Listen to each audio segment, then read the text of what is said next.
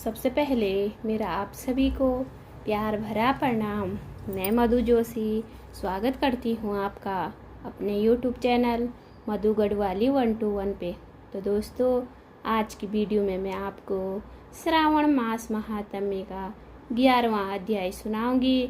आप भी मेरे साथ श्रावण मास महात्म्य का 11वां अध्याय ध्यानपूर्वक और पूरा जरूर सुनिएगा।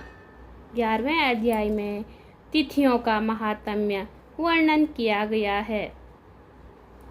प्रतिपदा एवं द्वितीय का व्रत।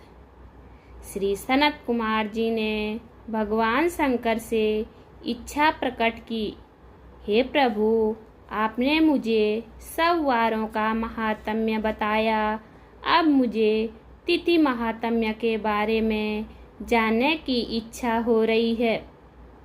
श्री उमापति बोले, हे सनत कुमार, श्रावण का महीना मुझे सब महीनों में सबसे अधिक प्रिय है।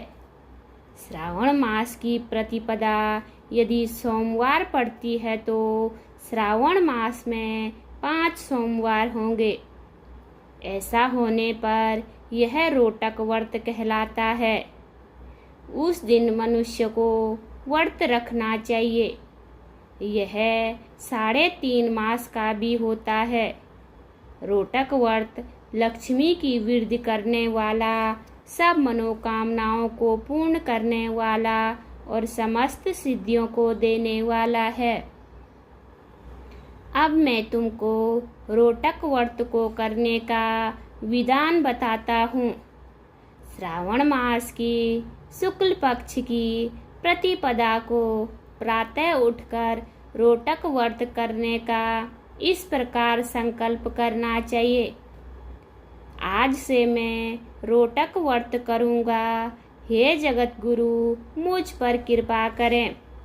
इस प्रकार संकल्प करके भगवान शंकर का पूजन करना चाहिए। अखंडित बेलपत्र, तुलसी पत्र, नील कमल, कमल, कलहार, कुसुम, चंपा, मालती, कुंद, अर्क आदि पुष्पों का, अनेक प्रकार के ऋतुकालीन फूलों से धूप दीप नैवेद्य तथा अनेक प्रकार के फलों से पूजा करनी चाहिए। पुष्पहार नाम से 5 रोटक बनाने चाहिए। उसमें से 2 रोटक ब्राह्मण को देने चाहिए। 1 रोटक नैवेद्य के रूप में मुझे समर्पित करना चाहिए। 2 रोटक व्रतधारी को खाने चाहिए। केला, नारियल, जंबीरी, बिजोरा, नींबू, खजूर, ककड़ी, दाक, नारंगी, मातुलिंग, अखरोट, अनार और ऋतु में पाए जाने वाले फलों से अर्धदान के लिए उत्तम कहा गया है। इस व्रत को पूर्ण कर लेने पर सब मनोकामना पूर्ण हो जाती है। हे सनत कुमार, अब इस व्रत का पुण्य फल सुनो। जितना फल 7 समुद्र पर्यंत भूमि दान करने से मिलता है, उतना ही फल इस व्रत को विधि पूर्वक करने से प्राप्त हो जाता है।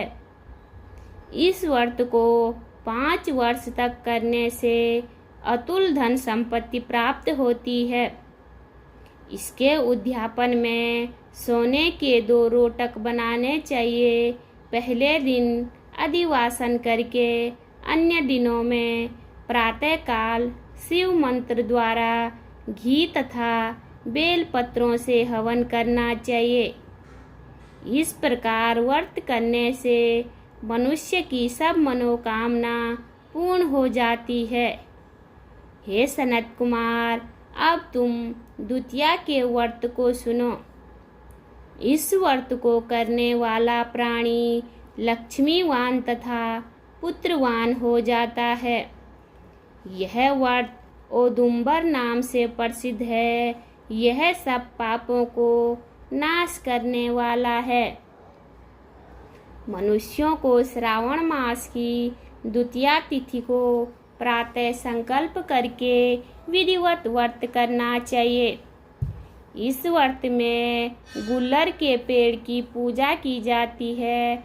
गुल्लर का पेड़ न मिल सके तो दीवार पर गुल्लर के पेड़ का चित्र बना लेना चाहिए। अर्चन विधि। हे उदुम्बर, आपको नमस्कार है। हे हेमपुष्पक, आपको नमस्कार है। जंतु फलयुक्त लाल अंड तुल्य शाली युक्त आपको नमस्कार है। इसके बाद शिव तथा शुक्र की पूजा करनी चाहिए। गुल्लर के 33 फलों से 11 फल ब्राह्मण को दें, 11 फल देवता को और शेष 11 फल को स्वयं ग्रहण कर लेना चाहिए। इस दिन अन्न नहीं खाना चाहिए। रात में शुक्र तथा भगवान शंकर की पूजा अर्चना करनी चाहिए। जागरण करना चाहिए। इस प्रकार यह व्रत 11 वर्ष तक करें। फिर इसका उद्यापन करें। उद्यापन में सोने का फल, पुष्प, पत्ते आदि के साथ गुल्लर का पेड़ बनवाकर उसमें स्वर्ण की बनी हुई शुक्र तथा भगवान शंकर की मूर्ति रखकर पूजन करना चाहिए। दूसरे दिन प्रातःकाल छोटे छोटे गुल्लर के फलों से 108 हवन करें। उदुम्बर की लकड़ी, घी तथा तिलों द्वारा हवन करना चाहिए। हवन की समाप्ति पर आचार्य का पूजन करना चाहिए। अपनी सामर्थ्य के अनुसार ब्राह्मणों को भोजन कराना चाहिए।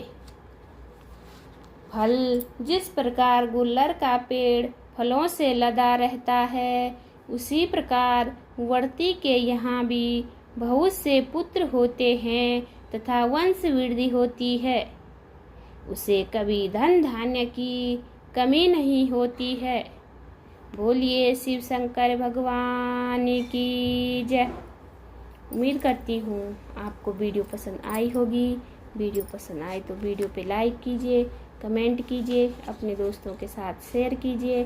चैनल पे नए हो तो सब्सक्राइब ज़रूर कीजिए। मैं मधु जोशी मिलती हूँ आपको अगली वीडियो में। तब तक के लिए बाय बाय, धन्यवाद।